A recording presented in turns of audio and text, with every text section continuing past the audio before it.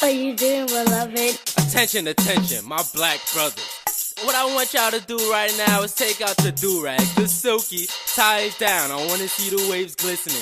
If you got nappy hair, pick it. Don't let nobody discourage you. Ariel. Black boy, black boy. Out of all of the videos that you've created, basically, I want to say the one about like the gays at the club. Which one do you think that you are for real? At the club? At the club. So I would say at the club, I'm a few. I'm stoner gays for sure. Okay. I'm definitely always gonna be stoner gays, especially recently. If somebody buys me a drink, I might be like, cute gay with the drink, maybe shy gay with the drink, depending on the day. And then, in some of my like younger days, I did experience times at the club where I was twerk team gays. But like in my current life, I just think that in LA, people don't dance that much, honestly, at the club. So I think it would depend on where I'm at. Like if I go to LA, maybe I'm drinking, maybe I'll just be feeling myself and be like, you know what, we twerk team gays today. So part of the reason I made that video was because when I was at the club, like a couple days before that, somebody had come up to me and was like, oh, well, you be twerking on Instagram, but, you really chilling right now. And I'm like, well, that was like, social media. There's Club You, there's social media you, there's, so it was just funny to me because in that moment I was like, dang, we all kind of choose how we act, at the club or here. They're like, where the same energy at? Right. No, that's literally what he was saying. He was like, I'm getting no energy from you. Meanwhile, I'm just super high off my weed, standing there like, I'm trying to breathe. I'm looking for a seat, like looking for a chair, like. Yeah, I would say always for sure stoner gays though. Okay, I would say I am definitely shy with the drink. Depending, I gotta survey. Listen, I gotta survey. I am a giant, so I gotta make sure I know where the exits are when some shit going down. And then when I get those drinks in me, I throw a couple of 8 counts. Now I lead the charge. And then also, if you made this one, I am like a bartender. Like I'm like a DJ. So when I start getting drunk, I'll be like, all right, I need all my ladies on the dance floor. We got free shots of Henny. That's funny. Because for part 3, actually, I've been planning a part 3 and I had host gay as one of them. Like, the one on the mic, like, we want to see you shaking that ass, all that stuff. That is me. That's funny. Yes. All right. Well, that's a funny mix. Yes, you gotta listen. It's the one I don't see a lot, so I'm like, I need to get that representation. But that's real. But what is up, everybody? It is your boy Lord Devery, and welcome back to another episode of That Black Boy Joy, where we create a space where black boys can be themselves and so much more. You all, as you probably can tell, Derwin is not with us right now. He has some business that he's taking care of, but he will be back, and he is sending his love to our guest and me today. So don't think he's not with us, y'all. He is. He just got some business to handle. But I'm going to take the day and go on with our guest for today. And our guest for today he needs no introduction, y'all. He is a jack of all trades. He does everything. He is a actor. He is a producer. He's a writer. He's a director. And he also is like this like content creator that is like on the wave right now. We have first of all, what do you want to go by? I want to let you say that for me, sir. You can say philaye. Okay. My first and last name is Philip Johnson, but whatever. I don't care. Okay. Some people are very adamant about the name that you drop. They are. Girl, I need you to give me my brand name. So I'm gonna call you Phil. It's philaye. Yeah. Philaye. That's how you pronounce it. Yes. So philaye is in the building with us. He's gonna be. What's up, y'all? What is going on in his life right now? You all may also know him as the director, writer, producer, and works on the TV series Flip Flop. Also the hit series, which I watched back in the day, Black Sex in the City. Okay? Oh, you're an OG from Black Sex in the City days? Yes. Come on, we're going to talk about that as well. And also Pretty Penny and so much more. So you all, make sure y'all probably have seen him on y'all Explore pages and y'all TikToks as well, making all these videos about what some of us be like in the clubs and, with our friends and all our Zodiac stuff. So don't be thinking that's not y'all, because 10 times out of 10, it is y'all. But what is up, philaye? How are you? What's up? I'm happy to be here. here. You know, I'm happy to be with Black Boy Joy. You know, it's a Yeah. little bit of a weird day right now because it's actually really storming outside out the window. Like it's flooding, but Yes. inside, you know, I feel Black Boy Joy. So I'm happy to be here. Yes, it's actually. I think we're in the same like time zone, so it's actually Yeah. storming over here as well. I Mhm. actually just got back from New Orleans, like literally flew in around like 9, so I'm still like coming off of that's like NOLA vibes as well. So Oh, that's good. I know you I had some know good food. I know I you. did, They did also say it's some hurricane touching down, so that and I makes sense, I left. guess. Lies. And I That's real. That's packed my real. bag. So yeah, I'm trying to get all into this stuff and get back into the East Coast and all that stuff. But I'm glad you're here with us. Glad you're going to be the guest for today. We're going to have a lot of fun. We're going to get our guests to know a little bit about you, some projects that you're working on. Just get you into the conversation like we always have our guests do. But the first thing I want to ask you is, what does Black Boy Joy mean to you? To me, I would say Black Boy Joy means waking up every day and choosing to explode love from ourselves. Like I think of me or anybody like the sun. Yeah. And our light that we shoot out is love. So that's how I look at Black Boy Joy, like trying to just shine your light and love as much as you can around the world and to make yourself happy, but also like help make others happy. Yes, we need So that's all the how I look at it. representation. Yeah, sorry, my Yes. bad. Oh, no. It's a little delay, so I'm like, it's cool. Yeah, no, the virtual will be hard. You know, it's so funny because we are still, we're going back slowly, but Delta variant said, "Hold on, wait a minute." I know. I'm So, like, oof. I really hope that at least by the holidays, you know, it's just more chill.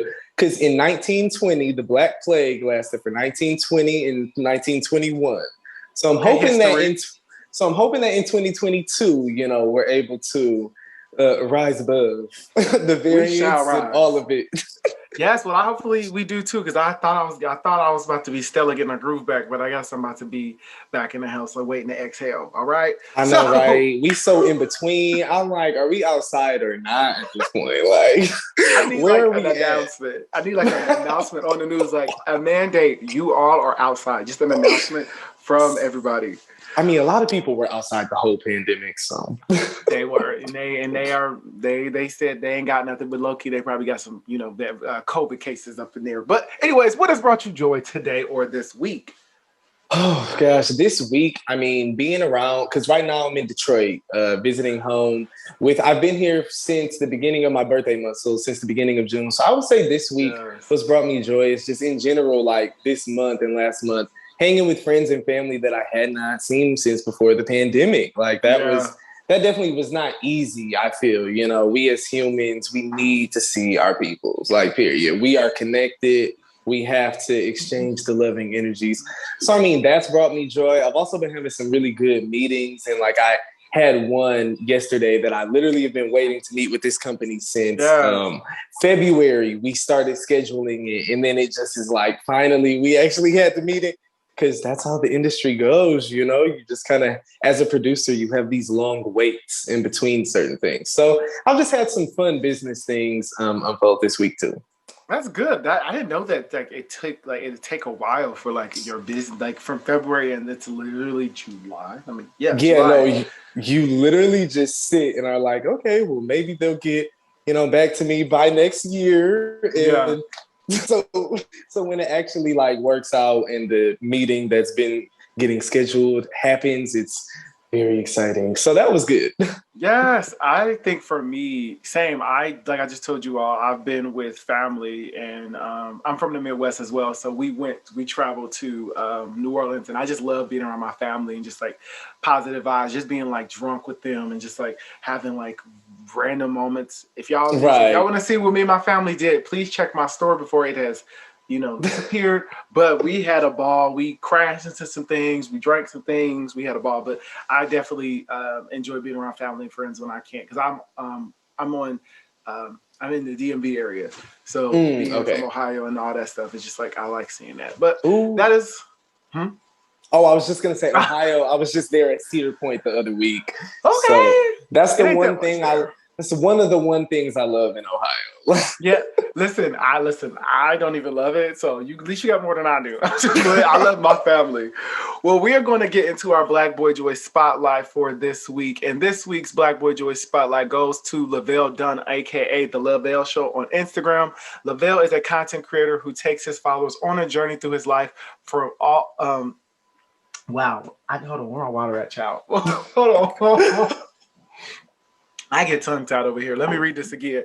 Okay. Lavelle is a content creator who takes his followers on a journey through his life, all from the convenience of social media. From him trying recommendations from Trader Joe's, challenges with his friends, and get ready with me, or a candid chit-chat, Lavelle has made a platform for himself right from the swipe of a finger, and his content is clean and produced with great quality. So I actually found out about his videos, like he was doing a Trader Joe's haul, and he was doing one, and I was like, I think it was like watermelon, like beef jerky, and I was like, ooh, that sounds tasty. Trader Joe's be having some random little nice things. it's real healthy, and I'm like, it's either you eat the watermelon or you eat the jerky, and he said it was good, so I went to go try it, and I didn't. So you went and did it?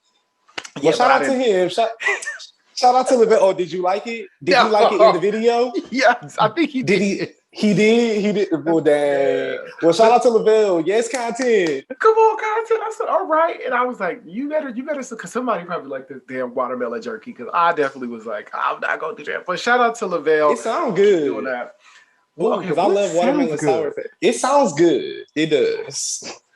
Okay, I was thinking like the jerky I've been eating these watermelon edibles because I really like watermelon Sour Patch. So I'm like, that sounds good. Those are good, but I can't eat them too much because if I keep eating them motherfuckers, I'm gonna think that I'm literally eating candy and it's gonna kick you in. And I'm gonna be like, I think I need to get my stomach pumped. But makes great content. Makes great That's content. real. So now we're gonna jump into this little game I want to play. I know you are into the entertainment industry, and I want to know how well you know some of these plots of these shows. I only got two, so don't get too nervous. But I'm okay. Let me see. I wonder which ones you gonna say.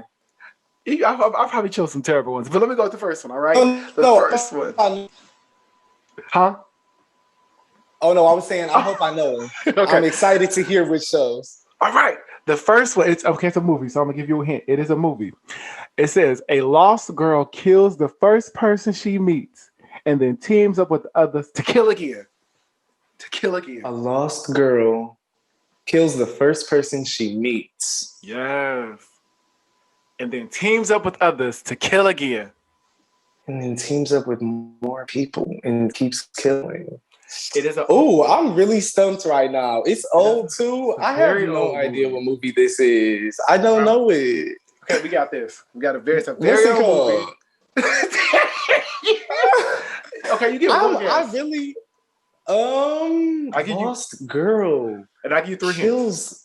So it's like a horror. Okay, all right. Let me think. So not a horror. This is it's not horror. Nope. Because I was just gonna start listing horror movies that I know the names of, but don't remember the plots. It sounds like it is one though. It's an old movie, very very vintage. It is not a horror movie, and they have made a shit ton of like remakes and sequels, and there's also a musical based off of one of the characters. A very like popular musical. Lost girl kills the first person she meets, then teams up with others to kill again. I didn't want to give it away. I'm sorry. I really have no idea what to even say. Lost girl makes me think of there's something called Gone Girl, but I feel like that's absolutely not what we're talking about. When I say old, I'm talking about like the 30s. Okay. Oh, I definitely don't know it. I'm sorry. All right. It's The Wizard of Oz. Oh my God, I was gonna say that because you said the musical. Yes. Is that really what the wizard? Oh wow, this is embarrassing. A lost girl kills the first I really was gonna say that once you said musical. Wow, I should have just spit it out the way I did Gone Girl. Dang, I could have made a mistake in one there. You could have. Okay, I'm gonna get the second one. I'm gonna just trust my instincts. Yes. All right. A struggling artist and a rich girl fight over a door. Over a door? Yes. A struggling artist based on a rich story. Fight over a door? Yeah, it's based on a true story. How do you fight over a door? I'm completely stumped. I don't even a door. What? Based on a true story. It is struggling artist and a rich girl. it stars a very like successful white actor like right now, or to this day, and it is a period piece. I want to say a period. I hope that is the right thing. Um, The door's not important though. The and door is this important. is this a show or a movie? I'm sorry. Movie. Oh dang! Oh my god! The one thing I was thinking of that might fit it was not a movie. Okay. Okay. Dang! I'm sorry. See, I told you before we started. I don't be knowing my movies. Okay. Celine Dion has like a hit song from the movie. I really wish I knew what it was. Damn. Oh my god! You got one hint. Just give me one hint, and then I'll give you. Give you one guess. One guess. Oh god, a door and a rich girl, struggling artist. This is gonna sound stupid. I'm just gonna. Oh, that's a show right now. No, I'm trying to like say something. I'm trying to say stuff that even makes any sense. I am not Will, but I'm not sure. I'm sorry. This is all right. Titanic. Are you kidding? Okay, these are like riddles that at this point. I was trying to find black ones, but I couldn't find black ones. Oh my god! Over a door. Wait, so a struggling artist? Yes. And a rich. I haven't seen it in so long. Remember, she was not letting him on the door, and he was like, "I'll just wait." It was the door because it was like, was that when they were in the room down there and they were really struggling, about to get flooded? No, they was outside. This is okay. So this is when they were like on the water already freezing. Yep. They was already frozen. So this is the end when then he goes down and drowns. Yeah. Dang. They was arguing over the day. I don't think they argued. I think he just gave in and let her like stay on the thing. So I should have found a black one, but I couldn't find a black one unless I made one up. Oh no, it's fine. It's fine. This is my fault. I should have just known. If I would have seen those two more recently, I would have been more like, okay, yeah, let me grab onto this exact thing. I had no idea. I was trying to see, I was trying to see if you knew, but I guess I don't be knowing low key with my movies a lot of the times, and even like with celebrities and things, like just people, like I be knowing what I know, but the other ones I be like, y'all gotta let me know. I'm sorry. Wait, so going into our hot topics, did you hear about Safari from Flavor of Love and like Biz Markie, how like the internet had tried to kill them off this past week? Safari, like the one with OnlyFans? No, the girl. She was also Safari. She was like one of the contestants on Flavor of Love, and somebody posted on her Instagram that they found her unconscious at her house. Right. So I think like in 8 hours, she get on like, y'all, somebody hacked my account. I'm alive. So everybody was like, Wikipedia had already killed her. Everybody on Instagram was already sending out condolences. Oh my god! I do remember seeing somebody tweet about, like y'all should have waited for a confirmed source before y'all thought she was dead. When I saw that tweet, I was like, who in the world are they talking about? And I didn't see it on the timeline, so I just kept scrolling. But wow, I didn't realize Biz Markie. That. They did the same thing with Biz Markie too. They killed Biz Markie. Dang, Wara Rose off of Schitt's Creek. They did the same thing to her. Wait, she I didn't know about that one. Oh no, this is just on a TV show. Like it was a funny episode. Like she's a celebrity, but she like fake died. So then it was very dramatic and hilarious. But yeah, the internet killed her off, and she was like, "What's going on?" Everybody just trying to kill everybody right now, which is crazy. Also, have you ever heard of a show called David Makes a Man on OWN? You know what? I think it was either my mom. Somebody has been telling me to watch that show. You should watch it. I just started finishing up this. I'm catching up on the second season. It's only 3 episodes because I finished the first. I highly recommend it. It's all about Black masculinity and us navigating like boyhood. So people check that out. I just was like trying to see if anybody else was on the same path with me about it, but it's okay. I just love it. Not everybody else. I'm just playing. That's real. No, I've been hearing good things about it. I'm trying to remember who has like been urging me, like, you need to start watching this. But I'm so deep in Manifest right now. And then now also the Gossip Girl reboot that it's like I only have so many hours in the day. But I would love to be watching every single show and movie every day.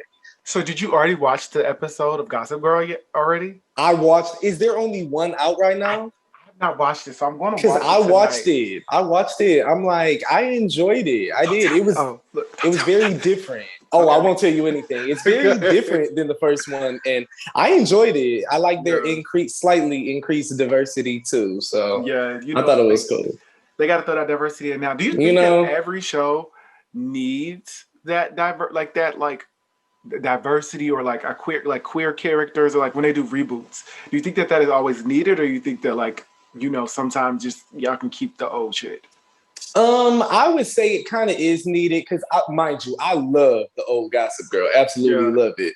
But it was also a very white show. I liked it because of that. But that's true because I think that we do enjoy watching white dramas play out. Like it's funny watching white drama, but I do enjoy seeing them force some representation in there for us because.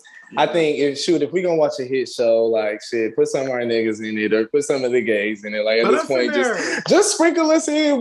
We all black people and the gays spice it up anyway. So I'm like, just throw us in there. Like I'm cool with it. I always talk about this with Derwin. I'm like, did you ever watch Noah's Ark?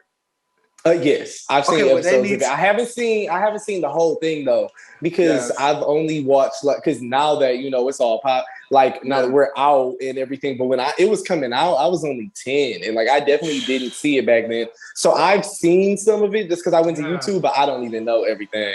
I need to go sit and watch all of it. I was watching. Now I know I was not watching it when it came on, and if I was watching it with the TV on mute. Right. I don't remember, but I watched it after. But what I was going to say was they need to reboot some shit like that. They need to exactly. And I remember they had tweeted about that, and then somebody was like, "Oh, let me play Noah or whatever." And Noah, or not Noah, but Daryl Steffens then quoted it and was like, or I can play it. Like I'm not dead. I'm just a new age group. I can still play the role. Yeah. So I would love to see that cast, reconnect and have they just grown men, because of course they were grown men then too, but going through their other grown men things now, it would be really sad. I think so too. I think as well. I think having that. I think what my vision.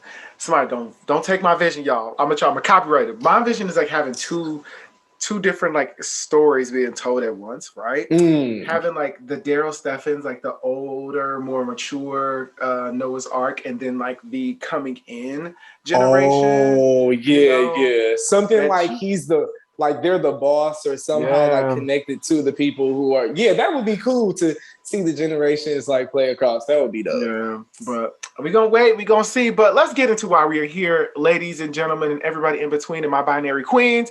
We are here to get philaye's story, who he is, vibe with him, get to know what's going on in his life. First of all, how has it been for you being a filmmaker right now? What is going on? It's been cool. I mean, during the pandemic, when things were on super, super lockdown, I did film one thing. I was in a short film that we filmed at the end of October. But other than that, I tried to early on very much so keep myself in the house. So it's been really cool because I got to do a lot of writing and just so much behind the scenes work. Then now there's multiple different shows and films across genres that are being produced and that have been in production this year, and some that are about to go in production. And it's at this point, I have so many creative projects and different scripts and things like that going on that I don't even really have time to do them all. So there's some that I love, but I'm already thinking okay, yeah, in 2022, I'll be able to shoot that because we really have been kind of back to back with it, with things opening up gradually. So it's been really cool to be on set again, be making things. Of course, we're all still nervous in some ways about COVID, but I'm vaccinated. And at this point, it was 1.5 years of, or I'll say it was about 1 year of just the pandemic and everything. And so I just am really not at a point where I'm really looking to live in fear of the pandemic. I'm I know the variant is up there, but I'm we just gonna have to keep it pushing right now. I think that's good that you're not living in this fear mindset. I live in that, and I'm working on not living in fear of stuff. Oh no, I was in it. Okay. That's what last year I was very, very in it. I was one of the people who did not take advantage of those cheap flights because I just was I don't want to get sick, and I didn't even want to come home, visit family because I didn't want to get them sick, and so I was very afraid. There was a point where I literally was afraid to even walk out my door because I was I'm going to get COVID and die. But so it's nice. No, literally this time last year, it was hard to even get me to like want to go in the grocery store barely. Like I was convinced Wow. I was convinced we were just all about, or not we were all about to die from COVID, but Yeah. I did not want to get it. Like sounded really Yeah. scary. So So you never got COVID. You never had the yeah. I Or don't was believe I aware. did. No. Yeah. Well, that's good. I think that is good that we were able to be blessed to see Yes. 2021. I know, unfortunately, some people were not able to, so I understand that. But I want to go back into how is your this is you have a very interesting story because you've actually traveled to a lot of different areas. Can you tell us your story about how you went from being a Detroit native to now being Mhm. in LA, like your journey to getting to where you are now? Yeah, so when I graduated from high school in the Detroit area in 2013, I went to University of Michigan and I studied business administration with a concentration in like accounting and finance. Hmm. So when I was at Michigan, I started because I initially was running track at the beginning of it because I had been an athlete all my life, but then I Same. quit. Right, and then I quit track freshman year because it just was like, it was a lot of time and I was becoming interested in other things. And I didn't realize I was starting to get interested in really creative things and stuff. So I didn't really have the time to do everything I wanted. So I got involved after quitting in these runway fashion organizations on campus. And at first I was just like modeling or the finance chair. Hmm. But about to graduate, I had done internships in accounting and stuff, but I realized like, oh shit, I really want to be a full-time creative as an adult. So I graduated and moved to New York. I got a finance job, Ralph Lauren in fashion. The truth is, I'm not really a fashion boy. I'm not necessarily a gay who's great at fashion. So I was just like, this isn't really what I wanted to do. And I had realized that TV and film, like, I was understanding that movement and certain things kind of were more where my passion lay. Yeah. So in 2017, when I had graduated and moved to New York, and started working that job, I started this blog just to get myself writing and kind of like expressing myself creatively. And in 2018 was when I started my YouTube channel and started dropping my first web series, Black Sex in the City. And that was Come on. really just honestly spontaneous. Like I had known what my goals were, but I deleted them off YouTube now, but I was dropping like random videos on YouTube. Yeah. For the first month, you know how like on YouTube, you just like post anything, Yep. you just do something. I was doing that. And then I dropped something called Black Sex in the City. It wasn't going to be a whole show, but I dropped something and then people liked it. So then something in me sparks. I was like, oh shit, you know what? Let me just go ahead and make this a whole series. So that ended up doing well. And so then at the beginning of 2019, I ended the series to move to LA. And Yeah. that is when I started working, I was still working in finance full time, but I started my show Flip Flop, which then we shot the pilot for. We went on the pilot screening premiere tour in four cities at the end of 2019. And then at the beginning of the pandemic, the show got picked up by Yeah. Brandon TV, who was launched under Viacom and Awesomeness TV. So after that got picked up and I was brought on as internal creator and producer at Brandon TV with a non-exclusive deal, that's when my career really, really started to kind of pick up because that's when a lot more people started reaching out to me to produce their projects. And I just started having time to write more. And so now, I think we're almost a year later since Flip Flop got picked up. We're about to go into production for that soon. And then in addition to like a lot of other projects and stuff that we're going into production for. So yeah, that's like I guess I kind of zipped through the story, but yeah, Like, that's pretty much, I guess, what yeah. happened. Yeah. We're gonna get into you more, of course. So, like, what made you like? Did you ever decide that just being full time was that a struggle when you made that decision to just go full time with like filmmaking, producing, and like not really feeling like you had that backing of like a 9 to 5? Yeah, so I actually was working 9 to 5 in finance all the way up until like right before the pandemic because I was going to be Okay. starting a senior financial analyst job at Warner Brothers. I got the offer on March 11th last year on my sister's Oh. birthday, and then the next day is when the world decided to shut down because of COVID. So I was launched directly into unemployment and pandemic relief.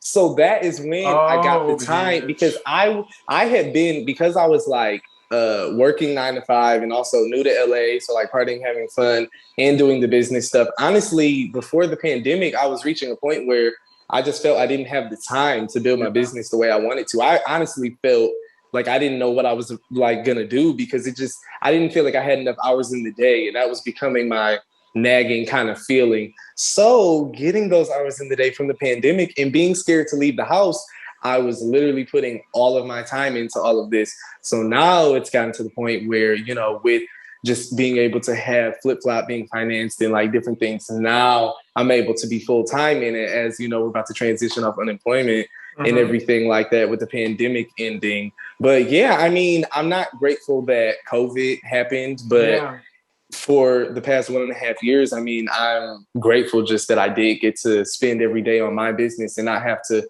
put my skills and energy and effort and knowledge into a company or a role that I really didn't care about at all. Yeah. I think that's a blessing. Sorry, I'll let you go. Oh, no, that was it.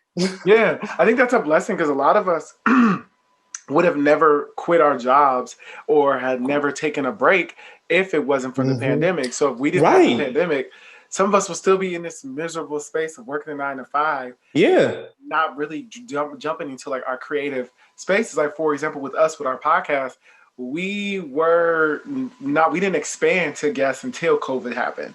So that's real. Yeah. So it's like those moments.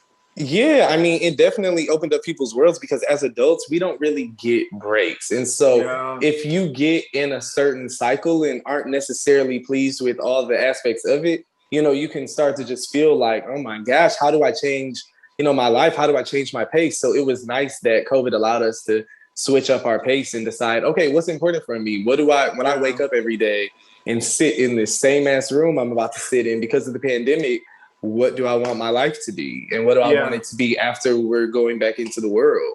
Yeah. And so I'm definitely grateful for sure in some ways. You're like, of course, there's other ways where it's like, dang, okay, I definitely would have liked to be club gays, you know. Yes. Listen, sometimes you need to get a pump your brake. You need make sure your liver is good. You do, because I was being like, you know, a little young and messy anyway, you know, out here acting all scandalous. So I'm glad that, you know, I got to really just slow my pace, because sure, got you one of the girls. No, I really was. Like my first year in LA, I'll just be honest, you know, I just look back because I was like 23 at the time. I'm like, wow, Philip, you were making really interesting decisions. So did you prefer, where did you prefer, like, or what did you enjoy the most? You know, you were in Detroit, you went to University of Michigan, you went to New York, and now you're in LA. Which space do you feel like you're finally, you enjoy the most of more so, not finally settled? I would say, so for me, New York was always somewhere that I knew, for some reason, I don't know if it was movies or what, but I knew I wanted to live in New York for 1 to 2 years of my 20s. Okay. That's always been my very specific, ever since I was a little thing. So after I reached the end of that, I honestly felt that I got everything out of that I wanted to. Yeah. So I would say, I mean, I love for sure things about LA, but what the pandemic also taught me was that it's very important for me to have my full split time also with Detroit. Like, Detroit is the blackest city in America. There's no soul food like Detroit. There's no just people and vibes and culture like Detroit. Like LA, honestly, LA natives are really cool, actually. I really do like LA natives. The transplants, it's not that I'm a transplant, of course, so I have no problem with it, but there's less culture in some ways, you could say. There's less of certain things. So it's just important to like have that home base too. So I really love both LA and Detroit. And I mean, I'm also interested in, because I have some family in Atlanta, and like that's another place where I want to be kind of splitting my time. Because now that I'm just working, you know, fully for myself, I do want to be splitting my time and like, you know, because I love traveling. I don't like feeling too confined to one place. So, I mean, I love LA. When I moved there, I especially loved just kind of, I mean, there's things I like about the party scene. There's things I don't like about the party scene. But when I moved there, I definitely felt it was really fun. Not as much dancing as I would say in New York. Because, you know, in New York, where it's so Afro-Caribbean, like people going to be doing something like every second, it's going to be some type of wine or like people are going to be going crazy at the parties. So I just want to, LA, I want to go there. Yeah, it's so LA though is fun but you know, there's less Afro-Caribbean, there's less just African and Caribbean culture in general. So that impacts the party life when it comes to dancing. But you know, I still have a good time. Like it's a fun time for sure, and I love the nature and weather. So you know, I like all places, kind of. I just love the world. I love all the cities. All the cities, all the countries, all the continents. I love them. You know, beautiful people. I love everybody. Yes. This Miss World, this Miss America pageant, I'm sweating. So I'm a woman of the world. I am everyone. Hear me roar. No, so going into after, you know, seeing the success of Black Sex in the City, did you feel like that was like the impact? Did you feel like that really impacted you to get right into like getting into other productions? Or did you feel like that was something that you let stay by itself and then gave your other projects their time? I honestly was pretty eager in some ways to end Black Sex in the City because the thing is that it wasn't an all a planned project. And I was literally writing, shooting, editing, and releasing episodes on a rolling basis because I didn't go to film school. I went to business school. So I was just like doing random shit, like trying whatever, writing whatever character, whoever, you know, like whatever I thought was maybe going to be funny or whatever I was just doing. But I wasn't necessarily putting as much thought into everything as I do now. I was just freely like, okay, boom, we're just going to release this, and I was getting to learn through it and everything. So I was eager to have a project that was more so like, because also, you know, with Sex in the City and Black Sex in the City, you know, already having that name kind of situation, I have a lot of like creative, original ideas that, you know, every day, like I had said earlier in the thing, like I have more ideas and just super unique things in my head than I even have time to do. So I felt confined with Black Sex in the City. I have an intentional and just completely unique and dynamic plot in a way that's kind of important to me. So artistically, I wanted, I was happy with it. And I was like, okay, I'm glad people enjoy whatever. But I was ready for just like the next level and to just make things that were more sophisticated. Because I was 22 when I started that. And I was just like, you know, I just was doing whatever. Like, I'm like, oh, I'm bisexual this day, or oh, I'm like a murderer. I was literally doing just. You were having fun. I was, but I had a desire by the end of it to like kind of hone in and like move on to the next and be able to start from episode 1 of a project. Like, all right, we put already months of thought into this. So this is like, you know, fully fleshed out thing. Cause I'm very big on like kind of perfectionism in a way, but I wasn't forcing myself to be with Black Sex in the City. I just was like, I'm just gonna release this. I'm just gonna post this. I'm just young and I'm gonna just do whatever I feel like doing. But now a couple years later though, I'm like, I mean, I definitely would have moved at a different pace for sure and done things in a different order now that I understand the business and everything more. So it's just been like, you know, it's been really cool doing the indie projects because it's like my version of film school right now. Because I'm open to doing formal film school later, but you know how student loans are. Like, you know what I'm saying? I ain't trying to go back and say these motherfuckers is paid for. I'm still paying them. So I'm like, you know what? Fuck y'all. I'm like, I will learn. I'm gonna create my own bag. Okay. It's the same with me because like I didn't go to school for journalism. I knew I was good at speaking. I knew I could create a space, you know. I was like, why not? You know, so I could definitely get that story of not going down that traditional path of, you know, filmmaking school or, you know, design, whatever case may be. And now you're in a space where you're pretty, you know, successful. Well, no, because I want to go into Flip Flop, the TV series, which I think catapulted your level of success. Can you tell us about like what made you want to tell that story about, you know, being a track star and, you know, being gay during that era of, you know, your life or that? Yeah, so really the way that kind of my life story in a way went, I was running track from the time I was about 6 to 19. And for all of those 13 years, I was in the closet. So Flip Flop in a way was like a creative reimagination of like what it would be like if coming out while in that sports world. Because when it comes to toxic masculinity and things like that, like, of course, athletics and sports are one of the main breeding grounds. So it's like that kind of was my experience growing up. So I wanted to show that kind of showed that. And because I think that in general, just when it comes to homophobia or even just like fluid sexuality in the sports, in male sports, it's like this unspoken thing of the fact that, yeah, we know it's there, but then there's only certain people who will like actually be out. Like Michael Sams, I think his name is, was the first ever NFL player to actually like come out. Yeah. And but in general, you know, statistically, it's like, you know, niggas be gay, niggas be bi, niggas be fluid, all types of stuff, but we just act like nah. And then, and I don't know if you also saw, but another cool, well, I guess I won't even get into that tangent. That's separate. But yeah, that's kind of what made me wait. Oh, well, no, because I was just going to start talking about another show that kind of does the same thing with talking about like gay life and homophobia and stuff like that within like an unspoken of sector. But I'm just trying to think, like, because this was from a meeting. I had to think, like, wait, I don't remember if this was public info. That's why I had to backpedal myself. Right. We're not catching cases over here now. You know what I'm saying? I really had to think about it. Like, wait a second. I'm like, we professional here. If you can't talk about it, we don't talk about it.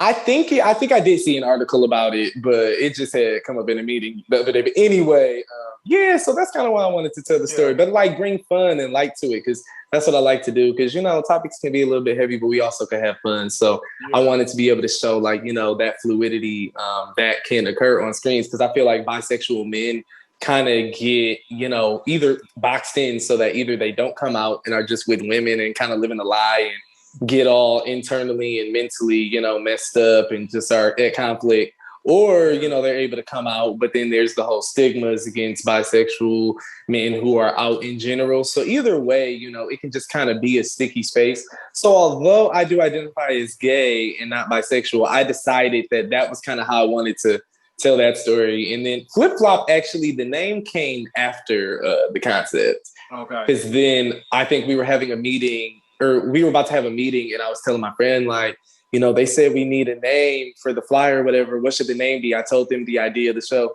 The first thing they said was Flip Flop. And I was like, I kind of like that. That's fun, cute, simple. So boom, 2 years later, Flip Flop. And I think that it goes with the story, and not in a derogatory way, but, you know, the going back and forth. Or, you know, fluidity. Because, you know, some people may have been like, you know, flip flop, what you mean? You know, because bisexuality isn't, you know, some people say that people are flip flopping or not being able to choose, when in reality they have chose to like both genders. So I think that, you know, sometimes, but I appreciate the story as well. As a track runner myself, I did not come out until I was in college. I did not run in college. So being very much gay and feminine in that space, I played basketball, but then realized I could not be who I wanted to be during that space, and then going into track, which had more of individualized, you know, practices, or, you know, having to worry about others, but it's still a toxic space. So I appreciated that at least that exposure that you were placing in the series. So I can't wait for you to, you know, dive more into the episodes and that conversation. But you also were going on tour to allow people to see the pilot. How was that for you, getting that together? Like, I know that was an interesting thing and very probably like busy and time. It was. So, yeah. It was. I mean, the funny thing is that it really was like, it was insane. And I felt like I rushed it and was like, oh gosh, I should have just stressed myself out less, like pushed it back, just done, you know, 2020, so that I was less stressed. Cause remember, I was working 9 to 5. So it was like, it was so busy. I would be in the editing room. Like anytime I was not at work, I was at the editor's studio and just was like exhausted. And then, you know, was going city to city. And so it's funny though, because then the very next year, just a couple months later, is when COVID started. So I was like, if I had not done the tour right when I did, because it was December of 2019 and everything shut down March of 2020. Yeah. So it was definitely hectic, you know, working full time and just trying to learn everything and go all around. I was stressed out for sure during it, but it was fun. I mean, it was good. We had cool turnouts in the cities, and it really, really helped for the pitching, because it was like, look, this isn't like some type of like bot followers, like, you know, just some fake social media online. Like, no, we got people in this room, you know, interacting with it, which is important to show the studios and the investors and stuff like that, because you got to show them, look, we got bodies, we are able to market, you know, with little to no resources. Well, I mean, I guess our budget was, you know, some thousands of dollars, but with like little resources, able to do what we need to do. So shoot, give us your studio budget and we'll do way more. So it was cool to get to like through all of just the hectic stress and everything and working 9 to 5 while trying to do all this. It was cool to just have it all work out. And my favorite one was the Hollywood one. That's where things went almost perfectly. There still were just a couple of things that in general, you know, I just was like, oh my God. I had planned events before in college, but I was like, wow, being an adult, like doing events in multiple cities, I was like, it was definitely just I guess I didn't get to attend the events as a guest. You know, it was more like very much so like, all right, what's going on over here? What's going on? So it flew by, you know. It was like boom. Yeah. I think that fun. Like you learned. I had a good time though. It was a good time. I think that was probably like a good stress. You know, like that stress. Oh my God. Yeah, I need to take a step back. I want to make a little. Did that.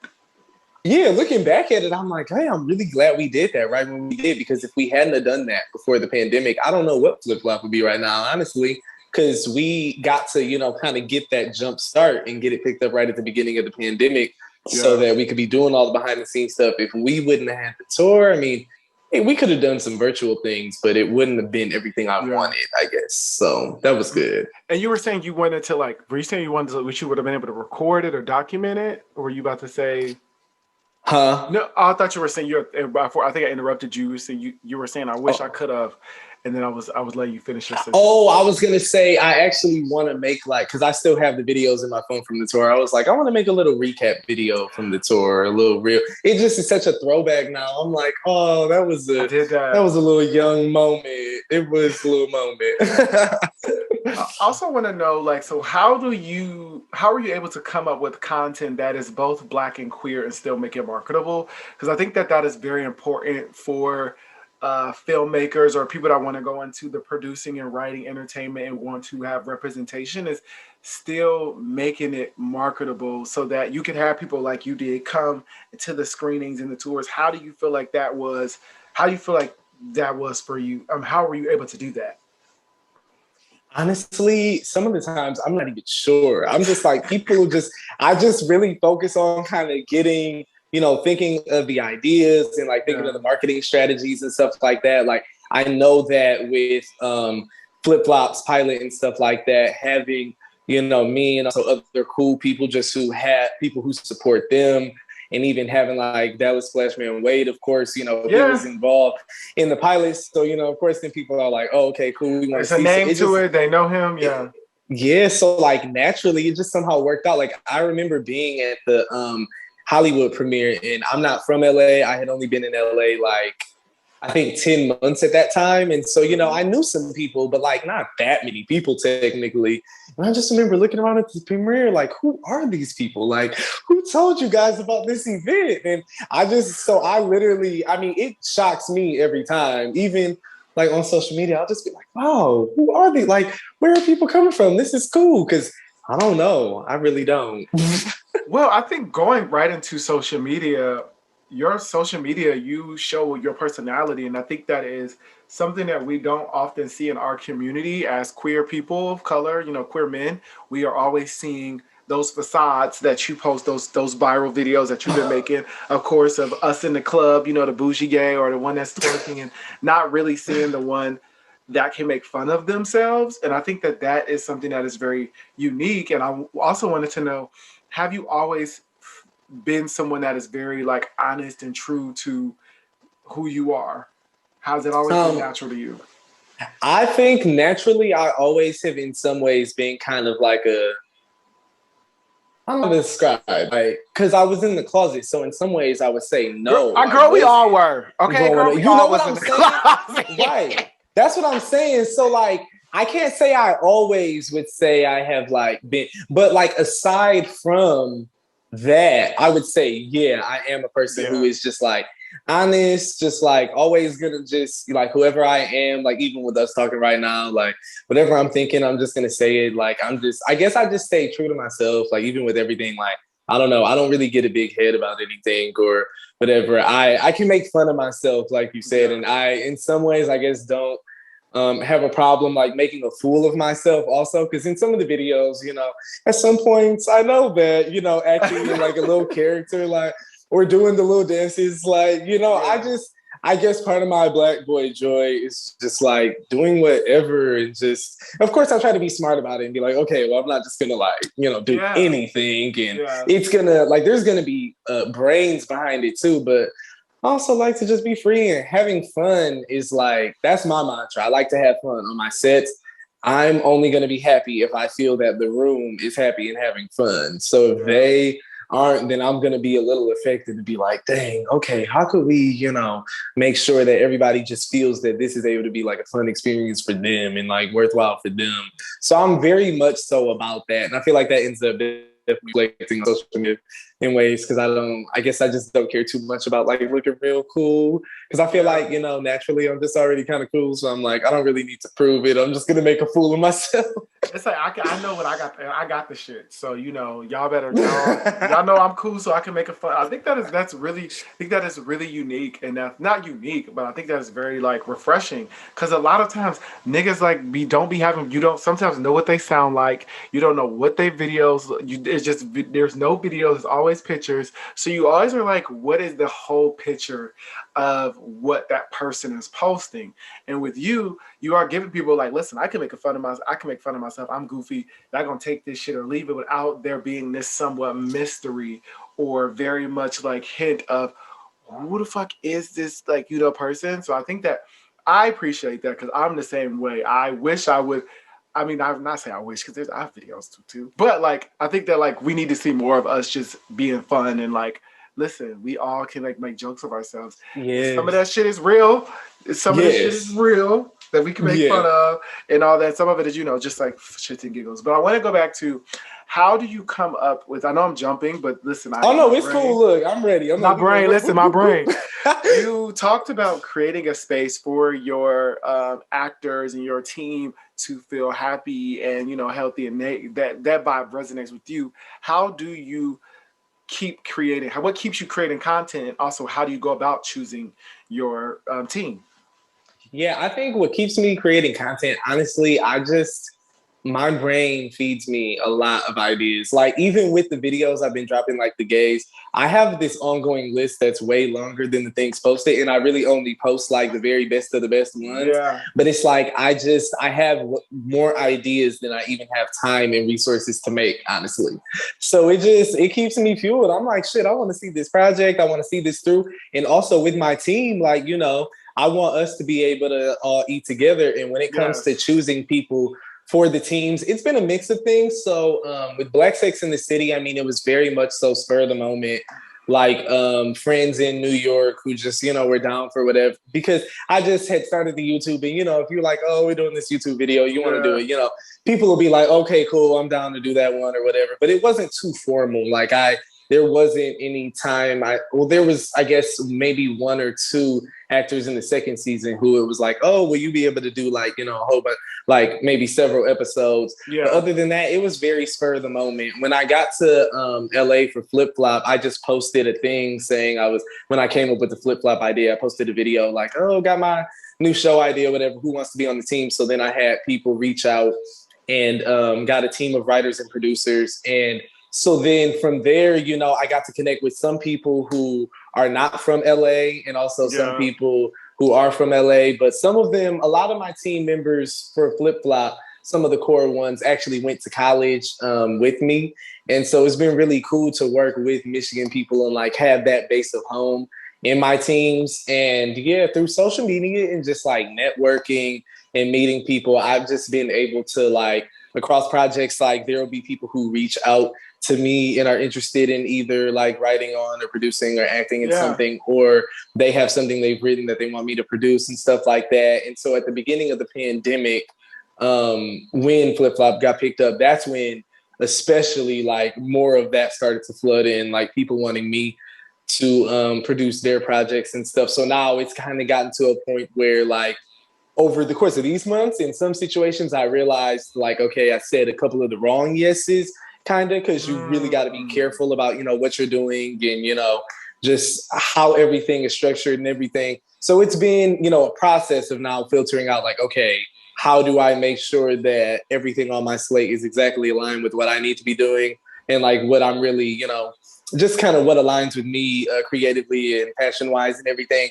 So yeah, it's been really cool. It has, I mean, I love all the different teams I'm working with. There's a lot of different ones because it's a lot of different projects and I mean, it's been cool. I like that. I like the comment or the conversation of knowing when to say yes and knowing when to say no. Because oftentimes, when we are fresh into something and we're getting hit with this wave of people wanting me to be a part of this, and they starting to understand the talent that you have, we are quick to be like, yes, yes, yes. That was me. Like, yes, yes, yes, yes. But then some of them, it's like, that was the wrong. Really what I want. It's like, well, maybe this didn't actually pan out at all because, you know, it's like, maybe this wasn't the right, you know, right. When you say yes, or when you say yes, and you end up doing the softcore porn, you're like, "Ooh, what's this? What's this right. in my vision? Am I producing a porno right now?" You're like, hold on, this isn't what I signed up for. You didn't tell me I was doing this video for you. I thought I was a production, not a whole intimate moment. Is right. And the thing is that in general, like I'm kind of a yes man. Like it's hard for me to say no. I like to people please. I like to make people happy. I like to try to like support and do a lot for others. Yeah. And then it gets to a point though where like I might spread myself a little too thin at points because it's like I gotta make sure that I'm pouring into me and have all things around me that are also pouring into me at the, you know, us pouring into each other. Cause I'm very quick to be like, yep, let's do it. Like it don't matter. Like, okay, yep. Great. And so it's been a little bit hard for me getting to the point where I just am able to be more, I guess, firm and assertive in knowing like when I need to more so maybe say no at the moment, which doesn't mean no forever, but sometimes it does have to be a no at the moment. I think it's a practice. I think we all are practicing knowing when to say yes and knowing when we honestly feel like we need to say no, because not all opportunities are aligned, you know, and some opportunities are great for others. So I definitely appreciate that conversation. And I know some of us are yes men, so it is kind of hard, and yes women, and yes people. But I think that it ultimately, you spreading yourself too thin won't be helpful for your career in the long run. So I do appreciate you talking about that. But also, I know you recently dropped the crowdfunding campaign for your next project, maybe next Christmas. Can you tell us a little bit about that? You know, also want to shout out, sorry, going back, like the power of social media. You just posting on social media like, hey, I need these people. I have a show, and then you get people DMing you and, you know, doing all this stuff. It really shows you when you have a talent or when you have a project, people are willing to, if it helps them as well, jump and support as well. So I really appreciate you using the power of social media to advocate and get your production off the ground. But now, maybe next Christmas. Can you tell us a little bit about that? Yes, so maybe next Christmas is a Black women's Christmas short film co-written by LJ Lemack and Brianna Wyrick, and I'm executive producer for it. So we're going into production later this summer in August, and right now we are raising money for it. And just to tell you a little bit about the plot, basically it's 3 Black women friends who live in Los Angeles, and they're forced to spend the first Christmas away from home and family for the first time. So they kind of are going through, you know, between love life and mental health wise, they're going through some things. And even, you know, the long distance separation anxiety with family, they're going through it. And their Black girl magic helps like lift each other up and helps them get through it. So, you know, it has, of course, some real cute moments. And it's just Christmassy and festive. And it really was partly inspired by, you know, last year with the pandemic, a lot of people were away from their families. So it's like, okay, well, maybe next Christmas will feel good again. Maybe next Christmas will be with family again. And, you know, it'll feel like the childhood Christmases. So I really, really love that project. I'm so excited for that to go into production. Yes, y'all, go to the link in my bio to support Maybe Next Christmas. We've raised, I think, $3,065 so far. On Seed and Spark, our goal is $10,000. And the way the platform works, you have to make at least 80% of your goal to get any of the money. So we have about 20 days left, I believe, to raise, let me think, up to $8,000. So like 4,000 something dollars. So definitely support that, y'all. Support, you know, Black Girl Magic. Come on. I'm an honorary Black girl for the film because like most of the team is Black women. And so, you know, I'm also a I'm black like, wait, woman. I feel like I'm I have a also a shirt. black woman of the world when I feel like, so I'm an honorary one. So support black women in film. Right. I'm a black woman in spirit. I'm very honorary as well. So I want our girls to win and flourish. I was looking for it. I have a shirt. I was like, where's this shirt at? But I couldn't find it. So I was like, All day. but that I really appreciate that you're also diving into that conversation as well as, you know, Black Girl Magic and also being an executive producer. So allowing yourself to help others with that as well. So before we close out, what is next? Do you have anything next working in the works besides maybe next Christmas? What are your next endeavors? So later this summer, a lot of things are going into production. So maybe next Christmas in August will be filmed mid-August. Ambition drama series, which I'm a writer producer on, which is really cool. And I'm working on a really cool team of people. A lot of them who I went to college with, and they're just really dope. Destiny, Jaron, Taylor, all them. So and Marcia. So we are filming the pilot for that at the end of August. And Flip Flop will be going into production end of August or beginning of September. And so I'm really excited for us to film the season 1 of Flip Flop, for everyone to get to see that. It's been a long time to come in. It's been 2.5 years with my baby. And we did the pitch pilot back then. But now it's time to, you know, give the girls a season, you know, give us some plot, or give them some character development, give them some drama, give them some comedy. You know, we bringing it all. So there's those. And we also recently shot a psychological thriller short film called The Unhinged that I co-wrote, co-produced with Robert Graves and also starred in. And that's going to have premieres this Halloween season because it's spooky and scary. So get ready for that. And then, you know, there's multiple projects on the slate that basically we're trying to see, okay, will we film this end of July or beginning of August, or will it be October after, you know, kind of that clump of ones I just said. So I have so many ideas that I'm trying to hone in on, like, okay, if there's another one or two that we film in 2021, which are the most important for me this year to film? That's what I'm trying to decide artistically, but also business-wise, you know, because, of course, you got to have the whole, you know, shebang in order in order to coordinate a whole, like, film or show filming or anything like that. So, you know, definitely some surprises in store since there's so many projects that are just like in development that I'm trying to see whether it's 2021 or 2022 one or 2023 even, because, you know, feature films take long to like fully execute. So, you know, we just working. You are working. Listen, I appreciate it. I think that is dope that you keep yourself busy. I think that what else to do, you know, but make sure you got time for yourself. Yes, that's what I've been having to get better at, honestly. That's what I've been focusing on this past like month, because my birthday just passed a week and a half ago. So, you know, I'm trying to just have my quality of life, good workload at a place where things are moving forward, but I'm not like overwhelmed, and so I can, you know, have my balance. So. Yeah. And what are you most proud of in your career as a creator? I would say maybe Flip Flop. Yeah, I would say Flip Flop. Just that whole journey. It was a whole ride. Like 2019 and 2020. I didn't know how it was all happening, but things were working out. Like I don't know. It didn't feel real in a way because it was my goal to be doing stuff like that. But I'm like, wow, okay, so my show is actually like getting picked up. Because of course, with pitching, it was like part of me had the fear of, well, this could just get all no's because there were no's, and I had to push through some no's because I was very early on still. And, you know, people want to see you fully validated by, you know, all like a lot of key players in the industry before fully wanting to say their yes. So in some ways, you know, it was hard to battle through that at the beginning of 2020. It was just like, okay, shoot, like, is this going to work out? Like, who is it going to be? Because I knew I didn't want to scrap it because it was, you know, very much so a passion project. And the story wasn't my life story, but the themes of it kind of with like, you know, just the athletic stuff and just with LGBTQ things and comedy and everything, that was, you know, personal. So it was important for me to see it through. But there were the moments that it was like, okay, we've had some no's.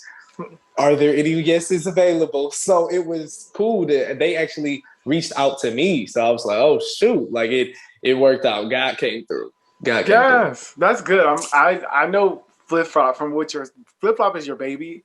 Like Yeah. it's your baby. Like you Yeah. somebody's baby is because the work that you put into it and you saw the results. So I appreciate you for also coming on to the show, talking about everything, just being authentically you. The last question I have is, did your Twitter really get suspended because of the Twerkulator copyright?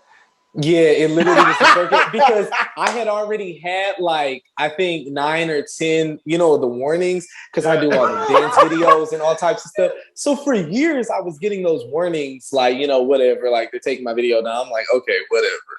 But on Instagram it doesn't matter, but on Twitter they literally snatched my shit that day. And from everything I've heard and everything, I think that the account does eventually come back. They're taking a long time. But I did the steps, so the account will eventually come back after a lot of months. But I'm not even worried about that, honestly. I at first it was just like, okay, business wise, this is irritating, like because I don't care about all that stuff. Like for my life, I could care less about followers, social media, all that. That's why I just literally don't care. But when it comes to business, I do care. Yeah. So that's why I was like, this needs to not affect business wise. But then out of nowhere, the TikTok series came to me. So then that's just like had everything like just growing so like easily. So I'm like, you know what? Okay, God got me. God got you because clearly you moved everything right to TikTok. Because I was listening. Yeah. But the thing is, TikTok. Yeah, TikTok be all difficult too, though. All of the thing, like when it comes to the music copyright, you just never know when they're gonna be petty. So they'll like ban me from posting for 5 days over a song, even if it's a song and a challenge. So Instagram is the only one that's not annoying when it comes to music copyright. That's funny because I had the Twerkulator. I did the Twerkulator challenge, and mine's got my friends got banned. His audio got turned off, and mine's didn't. So God forbid.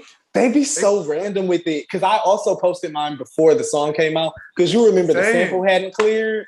Yeah. It's like y'all really have us fucked up. We can use this. Y'all just started to make videos for it. Y'all just started performing it. Y'all wasn't gonna drop it, and now y'all messing with our fucking our content. That's why now seeing them drop the song and then music video and then performing, I just be like, ugh, get this song away from me. Like, just whatever. Well, first of all, thank you so much for joining me today. I am very grateful to have you on the show. I think our listeners are going to enjoy your story, just who you are, get to know a little bit more about you besides the man behind the TikToks and the dances and the based on true story videos of who we are. So can you give our viewers your platform for where you want them to follow and subscribe to you at? Yeah, for sure. So you can follow me on Instagram at philaye, so PHILAYE. Also on this shirt, and you can buy some Philaye store merch at philayefilms.com, which will, be in the link in bio. So Twitter, right now, as we just discussed, it's a little bit of suspension situations. At the moment, just type in Philaye Film and you will find me. And then on TikTok, Philaye. So those are the main ones, yeah. Yes. Okay, filet mignon. I was like, okay, filet mignon. I was like, oh, is that yes. I thought it was your what's it called? Your house name. Your house of Milan. Oh my God, no. It's giving steak. It's giving some steak. I am the house of mignon. I mean, filet mignon. I am the house of mignon. Oh my God, that would be kind of fancy. Oh, I could see it. I could see it. It's usually designers, but I guess we could do steaks. We could do, the house of cabbage if you want to. But if you all want to continue the conversation with me on my platform, you all can hit me up on my Instagram and Twitter at _LordEvery on Instagram and Twitter, like I said. You all can also, if you want to be a guest on the show, you all can write into That Black Boy Joy. Well, take 5. If you want to be a guest on the show, you can hit us up at our Gmail at thatblackboyjoypodcast@gmail.com. If you all would like to follow the content on our social media platforms, you can hit us up at That Black Boy Joy on Instagram and Twitter. And also, you all can catch our videos for most of our videos on YouTube as well at That Black Boy Joy. So please check all of us out. Please check out philaye on all his social media as well. We love you all. Take care and be so in love with who you are, everyone. Yes. Bye, y'all. Bye.